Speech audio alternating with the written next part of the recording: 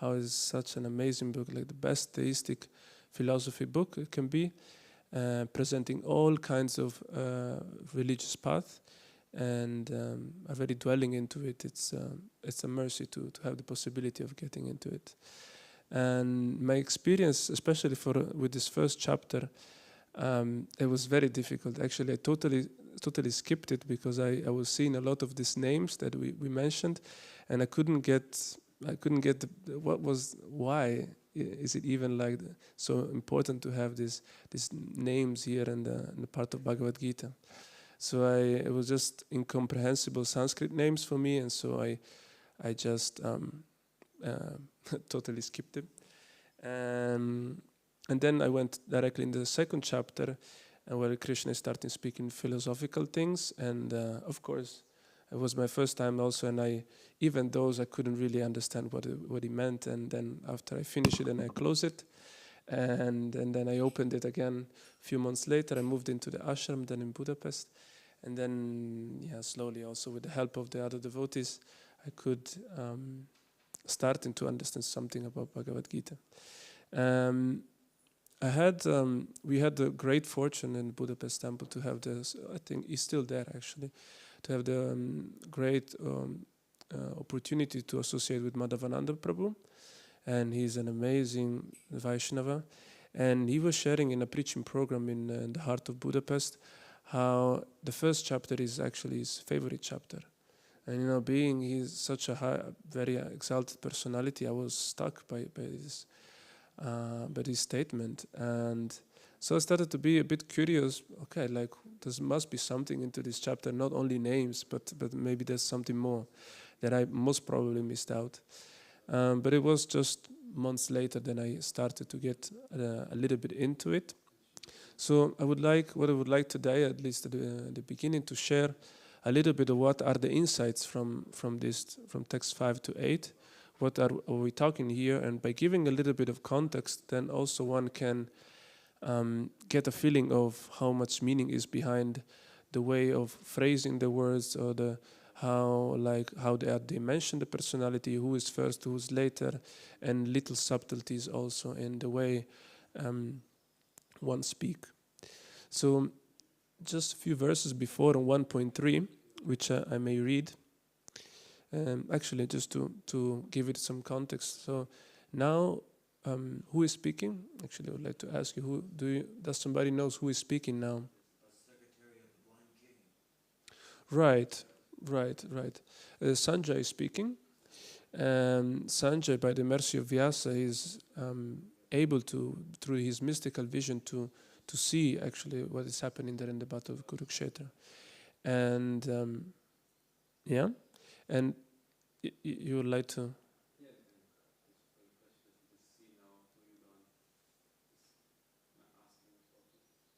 Right, exactly. So Sanjay is from the first two texts. So for the second text is actually starting saying to Dhritarashtra that what King Duryodhana said.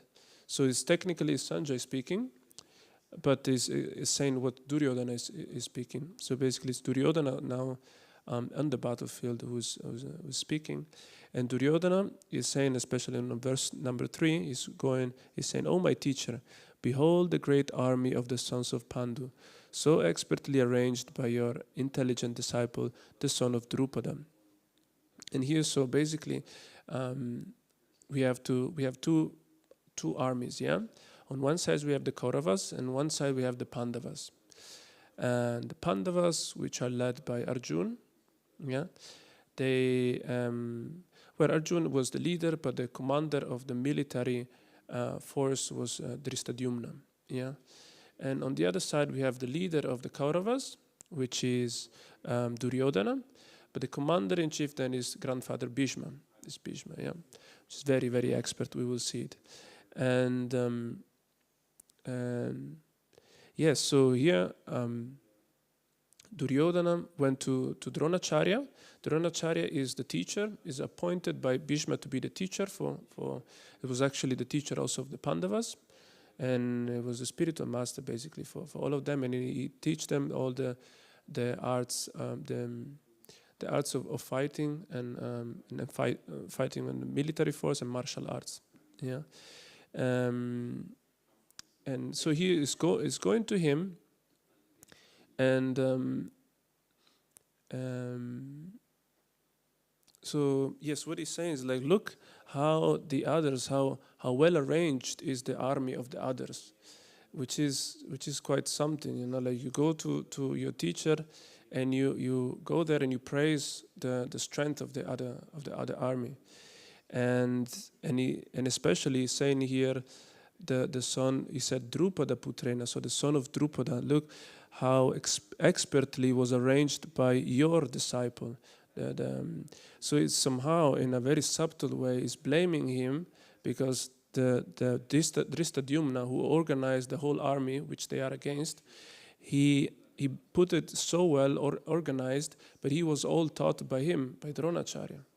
So it is somehow like giving a subtle blow that, like, yes, now we are put into the situation against this army, and you know this army is so well organized, but because of you taught the commander now there. And so this is a way, if you can think of that, it's kind of like you're going to your teacher and you subtly blame him. It's not really a way how you want to go to your teacher and approach him, yeah? Especially Dronacharya, who is such an exalted personality, if one reads the whole Mahabharata. And so it's going like that. And of course, why? So the backstory behind is that Drishtadyumna, so he's saying here the son of Drupada. Drupada was somehow antagonist to Dronacharya, and there were many events happening, but Drupada made a yagya to have a son which could defeat Dronacharya. So he wanted to have a son who would be able to kill Dronacharya. Yeah, and this son now is the commander-in-chief, the Drishtadyumna, is the one who arranged all nicely this army. Yeah, and one would ask, okay, why would Dronacharya? It was too quick. Oh, okay. So, in case, tell me. And so why would Dronacharya instruct somebody who is known that is born just for killing him? Yeah, and basically Dronacharya is a Brahmana, so that's his duty to instruct. So he was acting very dharmically as an elevated person who he is, and he instruct him no matter what, like his whole knowledge imparted into him. And Duryodhana instead, like he wants to have his Duryodhana. He just came to Dronacharya and he's kind of like blame, kind of like give him this subtle blow. But what he wants him he wants a little bit to fire him up, like he's telling him, look how strong they are, the enemy. So you should get fired up. You should get some flame within you, and also with the subtle blow, also like some anger would develop in Dronacharya, so he just hoped that he would be very much commit then to the fight, and that he can fight wholeheartedly. And this was more or less what's behind the 1.3 at the beginning. And then there are different names, and the text 5, which we started today, that is Drishtaketu, which is not to confuse with Drishtadyumna and other great fighters, and he's still mentioning how strong is the other military force. And then at 1.7, at a certain point, he completely changed.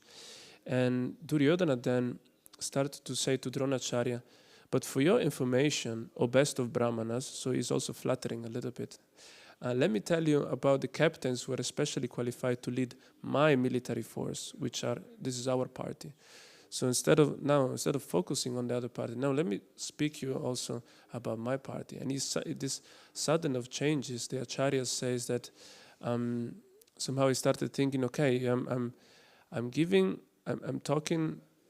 If I talk too much about the other force, then they may get discouraged, or they may perceive that I'm a bit fearful of the other enemies. So let me give back and say how much we are strong. And then he started to speak very boldly about their own military force, and this felt more like covering his own inner fears instead of the other party. And then in the eighth verse, which says, there are personalities like you, Bhishma, Karna, Kripa, Ashvatthama, Vikarna, and the son of Somadatta, called Burishrava, were always victorious in battle. And here is presenting the most important personalities which are in the army of Duryodhana. And here, especially when you talk about personalities, it's very also important who you mention first, and especially when there is etiquette, like there used to be much on that times. One has to be very careful for okay, if I say that one first, it means that it's the strongest, and then the other one I mention it after 4-5, then it means that it's not so relevant. And of course, Duryodhana is much of a politician. He's very aware of that. And here, what's happening is that actually the commander, as we said before, is Bhishma. And Bhishma also appointed Dronacharya, so the teacher of Duryodhana. He appointed him to be the teacher and to be there with the army. And Bhishma is by far the strongest there, and the most senior also in the battle, and is the most exalted for sure, and most important, being the commander also. So when you speak about how strong is a military force, then usually you would go first to the commander and to the most senior and to the strongest one. But here Duryodhana already went to Dronacharya, so he should be mentioning as the personalities Bhishma first, but on the other side, he's speaking with Dronacharya. And imagine if you speak about and you first mention some other personalities, then you might give also subtle blow to the person who you're speaking. You cannot glorify someone else while you're speaking with somebody. So there is this impasse in which, okay, who shall I start first to mention? But then he starts, okay, there are personalities like you, because Dronacharya is a Brahmana, and Bhishma said is a Kshatriya. So he knows that by etiquette, the Kshatriyas will not get offended if the name of the Brahmana is mentioned before. So that's why he starts with Bhavan. He says Bhavan, which is a way of like a formal way of addressing somebody in a second singular force, second personal form. And this is more or less like everything, more or less, that is going along the lines. And then is also mentioning Karna, which is a whole other story, who is a very great enemy of Arjuna. So there's a lot actually in these verses, which seems to be just names, but there are a lot of subtleties behind. Yeah. So this was a little bit to mention how also Duryodhana has been very careful in the way he's addressing to also the people. And so yes, as we were saying at the beginning, Krishna starts teaching Bhagavad Gita just from the second chapter. But the first chapter is actually very, very important, and it explains actually the problems that we are dealing here, where we're facing, that we are presenting here in the Bhagavad Gita. So there are, and when one reads the Bhagavad Gita and sees all the solutions, all the philosophical explanation they're given by Krishna, you cannot really fully appreciate and grasp it if we don't know first what is the problem. So in any kind of matters, of course there's use of knowing the solutions, but it's very important, if one wants to realize things, to have first deep knowledge of the problem. Yeah. And the first chapter show how one can understand Bhagavad Gita. What is the secret behind unfolding Bhagavad Gita, or like, and this is explained in a directly, and in a not so direct way, but more in an indirect way, through implied meanings, through stories, basically. And as I was mentioning before, Madhavananda Prabhu really loves this first chapter, and he has a seminar which I really recommend, which is called the Yoga of Lamentation. And the yoga, these names come from the name of the historical name of the first chapter of the Bhagavad Gita, which is called Vishada Yoga in Sanskrit, and which it can be translated in yoga of lamentation. And so I would like to ask you now, if whoever have read the first chapter or at least started reading, yeah, why is it called yoga of lamentation? Why is it called Vishada yoga? Does somebody have an idea into it? Yeah.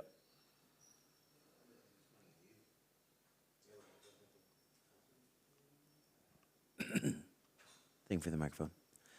I believe it's called this because he's saying all the reasons he doesn't want to be in that situation and that time. He goes point by point through the violations to self, society, religion, to wealth that killing all of his friends and family on both sides would bring to him.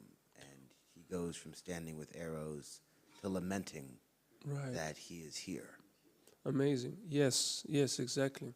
There's Arjuna is lamenting, is saying, giving up different reasons why he cannot full-heartedly fight. There's so many problems, so many fears and troubles within his heart. Yes, and he's somehow lamenting of this. You had something also? No? Yes, but here in the first chapter, how many people are speaking here in the first chapter actually?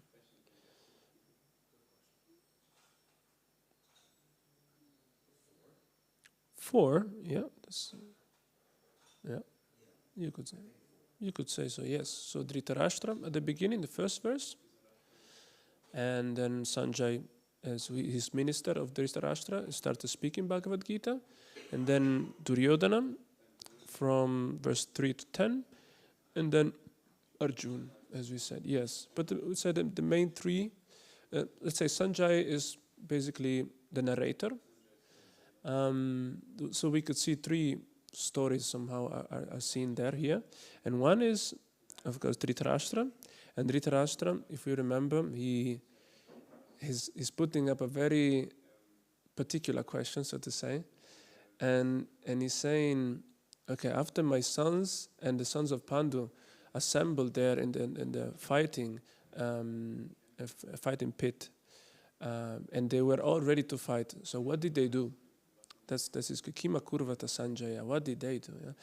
And it's a kind of like a way of saying some people like they came together and they went to a restaurant and they were so hungry, and then what did they do there? And this is a kind of like a similar way of putting out a question. So isn't it quite of a strange question? Yeah, especially for somebody who's so learned also as Dhritarashtra. And this question is betraying some fear. You know, when you start to speak in something that it doesn't have so much sense, let's say, it's because you're troubled inside you. So Dhritarashtra is afraid, and is starting actually saying Dharma Kshetra Kurukshetra. Yeah, and Prabhupada is explaining in the purport of the first verse, the verse of Dhritarashtra, that he is fearful that this war happening in Kurukshetra, which is a sacred place, would kind of like discourage the army, the Kauravas army, because the Kauravas are not known to be dharmic, so they're not known to be so pious, let's say. Yeah. So this betrays fear on Dhritarashtra.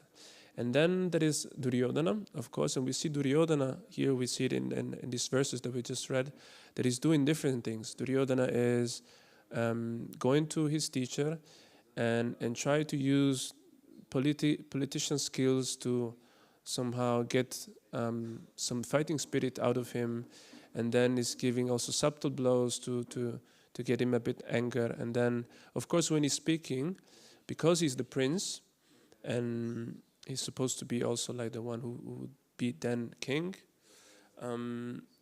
everybody, of course, would be listening to him. So the whole army is actually listening to him. So all these subtleties that are in between, they are not only listened by Dronacharya, but they are also like heard by the whole army there. So Duryodhana is engaged in so many tricksters and ways to polarize opinions from others, and this also shows it's a different ways of show fear of the outcome that might be from the battlefield of the opponent, and in some way he may feel himself in danger and or the outcome of the battle in danger, then he's trying to do different things to get some kind of advantage. And then eventually we have Arjuna, and Arjuna is of course we know that he's asking Krishna, okay, please can you take me, can you guide this chariot to the middle of the two armies and let me look at my relatives and let me see who is there. And he sees the relatives, and as Jan Prabhu says, he all different thoughts come in his mind, and he gives so many reasons. How can I be so out?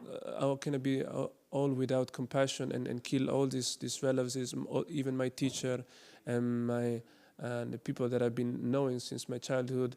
I will not be happy anyway, even if I win or if I lose. I will destroy the family tradition. I will incur, I know very well how karma works, so I will incur in so many sinful reactions. So that gives so many different reasons.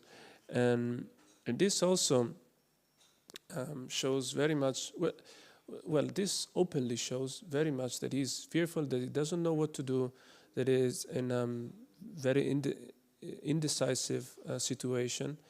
But the difference here is that he's very open about it, and then with Krishna, at a certain point, he is so much in this shaky, is trembling also, and he don't know what to do. That he puts down his bow, and he just like, Krishna, okay, I really don't know what to do. Please, he says, Shishasteham Shadi Mam Tvam Prapannam. He says, I'm your disciple now, and please instruct me. Yeah, and before even he says in 2.7, he says Karpanya doshapahata svabhava. He says being afflicted, Prabhupada translates as being afflicted upahata, by miserly weakness, Karpanya dosha. And then he said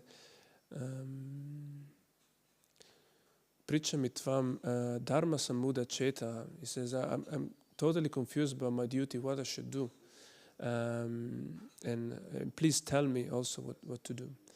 And so in this way, like, he has fears, but the way he's approaching his fears is like, okay, I'm open about it, I'm sincere, and I don't have to hide them away in by tricks like Duryodhana, or by being just paralyzed and not doing anything like Dhritarashtra, but somehow I'm trying to take in shelter for somebody who knows much more than me, which happens to be God, and I want to do something about it. That's and it's, of course, and he's full of doubts, but he has this sincere way and this straightforward way also to act upon it. And this is what Bhagavad Gita also shows us through the first chapter. We have these three ways of dealing with problems, with fears, fears coming from problems, and he shows us also the way how we can approach them in the right modes. So, as you can see, like with for who is well acquainted with the modes, actually the way Arjuna is reacting is more in the mode of goodness, while Duryodhana can be seen as is very active and try to get his favor on his own ways in the mode of passion, and Dhritarashtra, because is paralyzed, is totally not doing anything.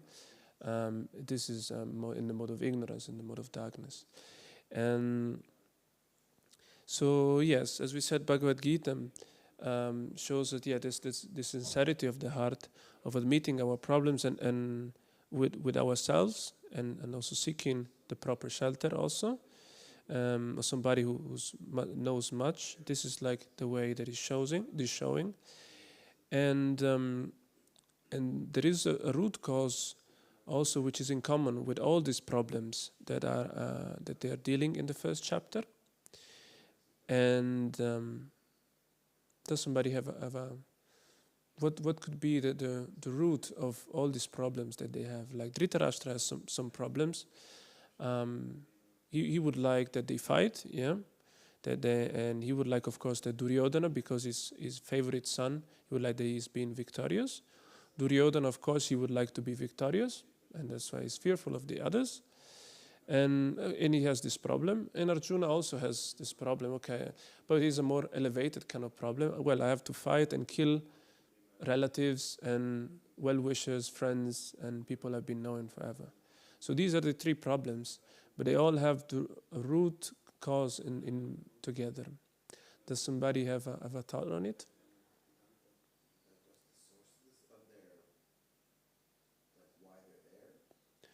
Yeah, or like something in common with all these problems. Like where do these problems come from?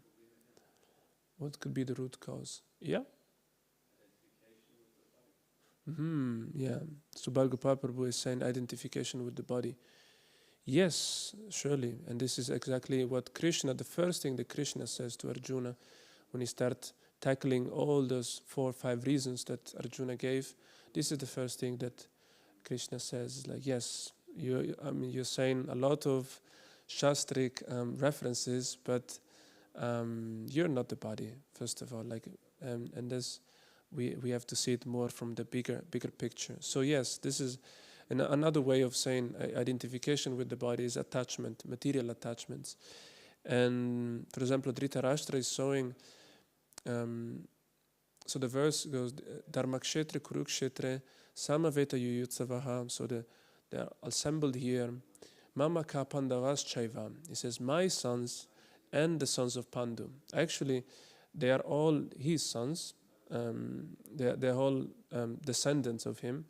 But somehow he makes this distinction of my sons and the sons of Pandu, because he's favoring the parts of the Kauravas.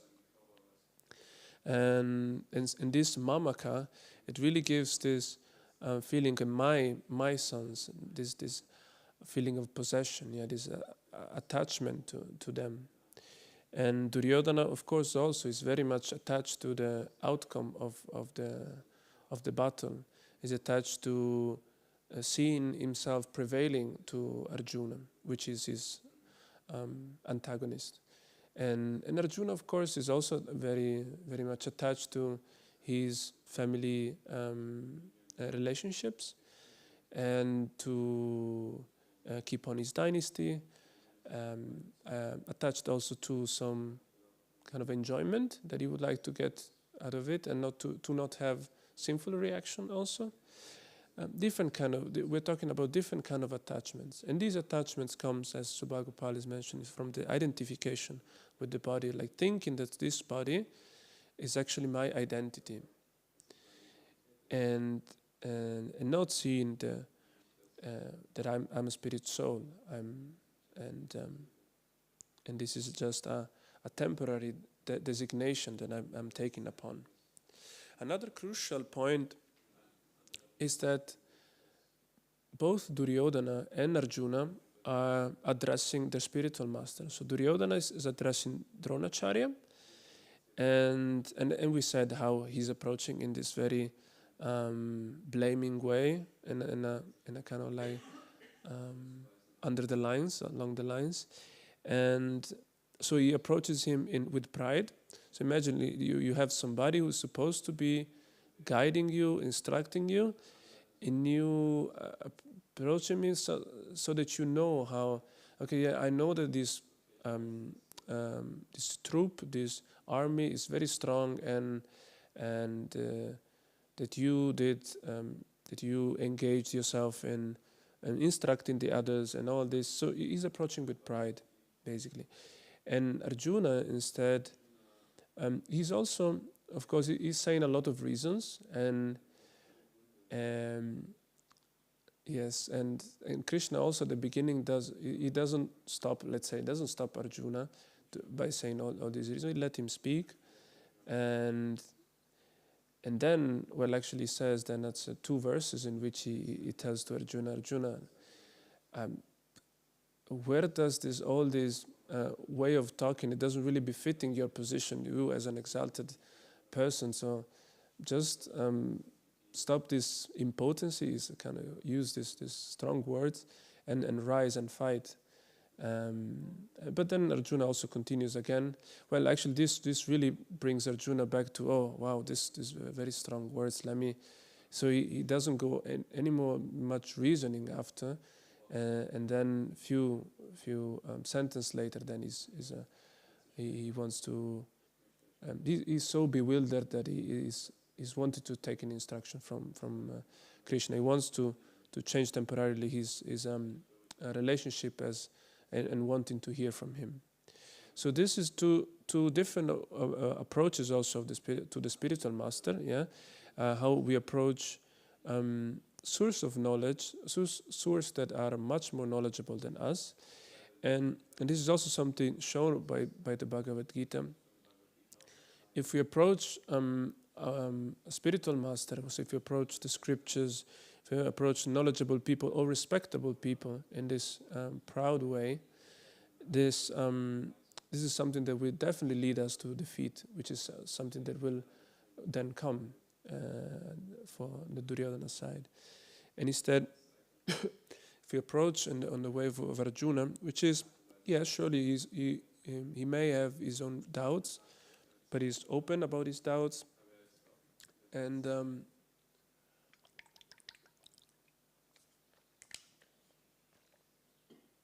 even though he has his doubts, he's open to hear and to let them clear also.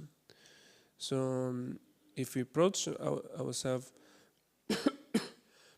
in this more humble way, then victory, like Sanjay is saying in the last verse, 1878, victory will always be there. And victory, of course, doesn't have to be. We're not just confine it to the battle, but this is more of life approach. Yeah, it's just this attitude in life of humility, which that gives all the boons. Yeah, all the. And it's also mentioned in the Bhagavad Gita in 4.3 that one qualification to that Krishna says to Arjuna, like, I'm telling this Bhagavad Gita again to you because you are non-envious, because you're my friend and devotee. So that means that you're not envious, and envy is the contrary of humility. Envy and pride are the total opposite aspect of humility.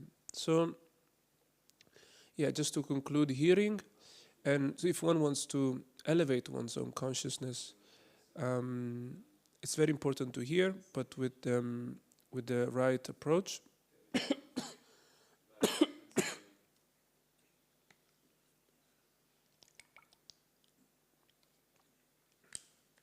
If one instead would approach with the attitude, yes, I mean, I know already what's up, or like I just need this information, and now I know all that I needed, and I don't need anymore the person in front of me, or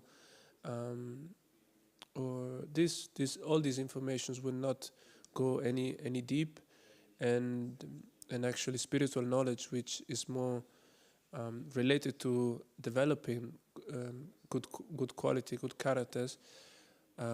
These will never develop. Are there any doubts, questions, commentings, or some thoughts that you came upon?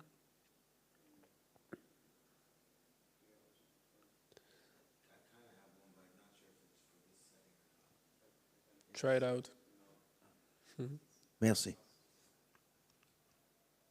So my understanding, after a very brief look right into the first chapter, and like I think 3 texts of the second chapter, was that the point was the point of connecting to Krishna, the God font,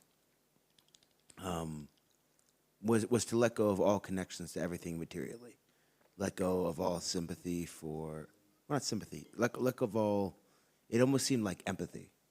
Let go of all seeming binds to things on this experience, the experience of being on this material plane.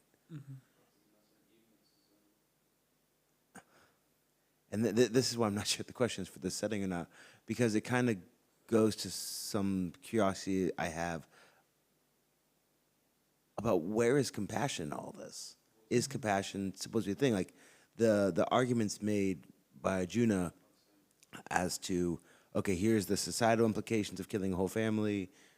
The women make more kids, which is an interesting one. Here's why I can't enjoy things. Here's why all these things I shouldn't do. And then the reply being, okay, it's your duty to do these things.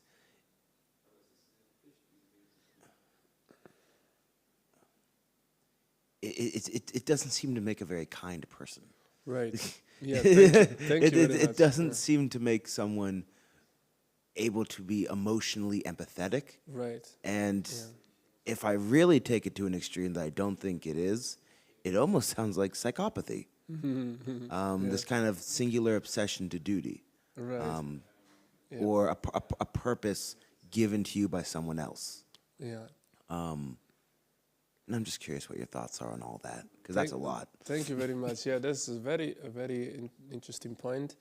And definitely, after my first time also, even the first 2 times when I read the Bhagavad Gita, it was also similar for me. Like I just read the first part of Arjuna's points, and I'm like, wow, but he's pretty right. Or he has some very fairly good points, and so I don't see how one can really go at it.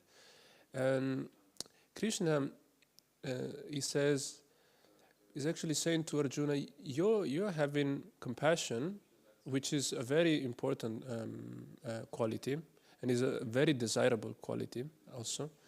But your compassion is based on false premises. So when he says you're attached to your relatives, and all your relationship is based on this material platform, this right, and more of, and what Krishna says is like, what real compassion, you actually, if you're just thinking of in your own life, you cannot really see what is with this compassion, because your sphere of vision is too limited. Because when you take into consideration karma and reincarnation, you don't know. For example, let's take Karna, or let's take Duryodhana. Yeah, Duryodhana is the chief of the army, and he's very crooked. He's very false also as a person, and how do you know? What do you know? Also, let's say also another person who is meritorious of being estimated. Yeah, let's say Bhishma. Bhishma is an amazing personality. Yeah, but what in your case you saw it as an amazing personality. But what do you know about what he did in all his past lives? And also, what do you know about what is which kind of activities he might have been engaged himself in? Yeah, let's say like in one life I've been killing 2 personalities. Yeah, and then in this one I've been born and I'm trying to behave more nicer. But the karma works that as you do some action, then you get a reaction which has the same weight. Yeah, and so usually like they say it in a very easy and westernized way, like what goes around comes around. Yeah, they say.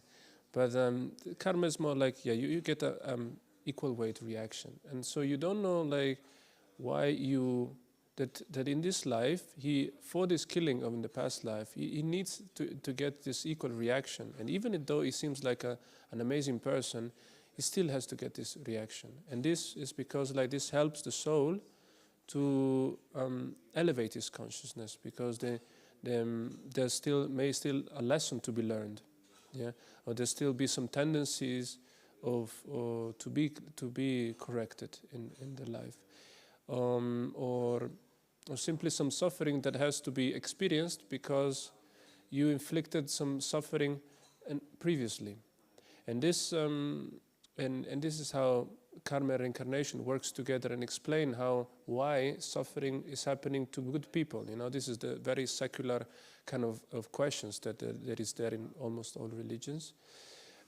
which is like, okay, like if God is all good, then why is he making people suffering so much? Right, exactly. And there's always this topic. But if you put karma and reincarnation out of the picture, then it's very difficult, very, very difficult to explain that. And Krishna says, look, you're an eternal being. First of all, this is just a dress that you're having. This is a temporary dress that you have, like you put your clothes in the morning. Yeah. Right. So actually you don't really know what real compassion is, and I am actually the most compassionate person, because I'm in the sense of God, yeah, because I know I really love all the people, all the souls, and I know what's best for them to become really happy, and if this means having some temporary suffering to have them a better. To go into some elevation of consciousness, then it's better. It's like you go to a doctor, yeah, and maybe you have to do an operation to get something very harmful for your body out, yeah. He would have to inflict you pain by, I don't know, cutting, or like having to take some different kind of drugs to get the harmful entity out of yourself. But this sometimes it's for your own ultimate benefit, and who has really the whole picture of the ultimate benefit? This is God. If that's the case, you can hear me back there? Yeah. Please. No, also for I the one. usually don't need one. Hello, Internet.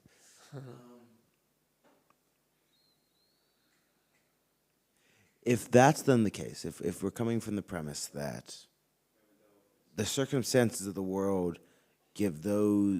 circumstances of the world are thus, that in the long term, so I'm talking about all of history, the people who suffer are the ones who need to receive that in order to develop empathy, need to in some way make back karma for the past actions. Well, actually, that leads to two questions of mine. First of all, I thought one of the reasons of doing this service was to nullify the result of your past karma. I thought I read that at the beginning. I'm not sure if I read that wrong, maybe. But then my second conclusion with that would be, if you have the authority in this life, if you're a king, then whatever you choose is thus just to whomever has been below you, because you were born as a king. And it kind of it justifies unlimited suffering put upon those who are designated to suffer. It says you suffer because you are meant to suffer. And it kind of seems to make a logical loop, because we are unable to know what happened in the past, so we assume you're just justified to suffer right now. Is that am I making that clear?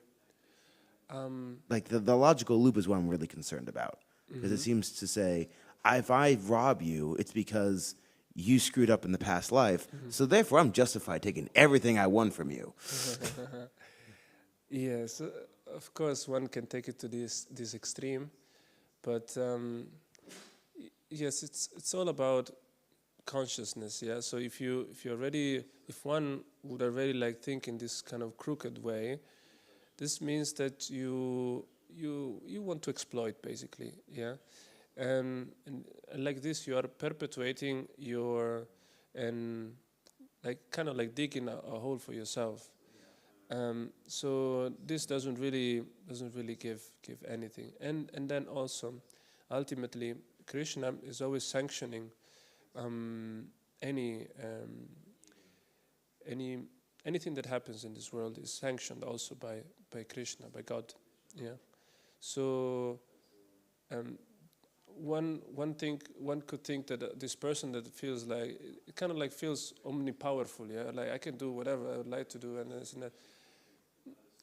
It's not really like that, because first of all, like one can get sick anytime, or like a catastrophe can happen anytime, or like you can fall, you can just go out of the door, fall from the stairs, and not having any more leg, yeah. So things can happen so just like that, and when one understands also the position of God, that is also. Oh, thank you. That is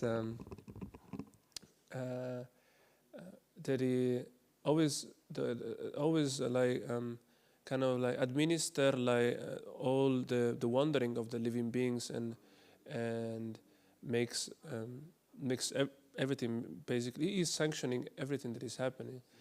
Then there is no such a possibility that somebody can act outside of these universal laws, which is karma. So let's say one has this thought that I want to, then we finished because we have got arati.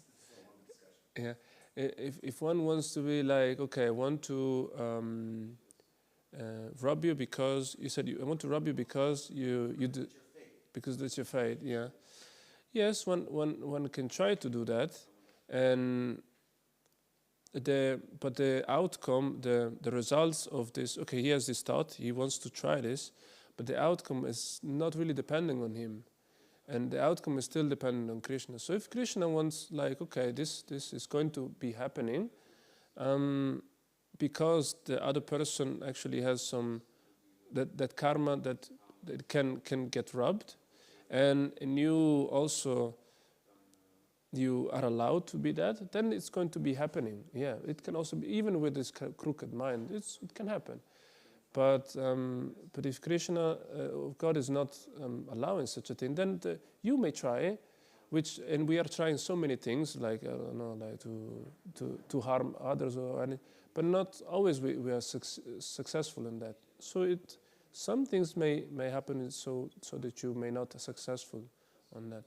So That seems like an interesting perspective in this country. in this country. But yeah, we can speak more personally. But thank you very much for your attention. Thank you very much for coming and for being so patient and listening to me. Jai Srila Prabhupada. Srila Prabhupada ki.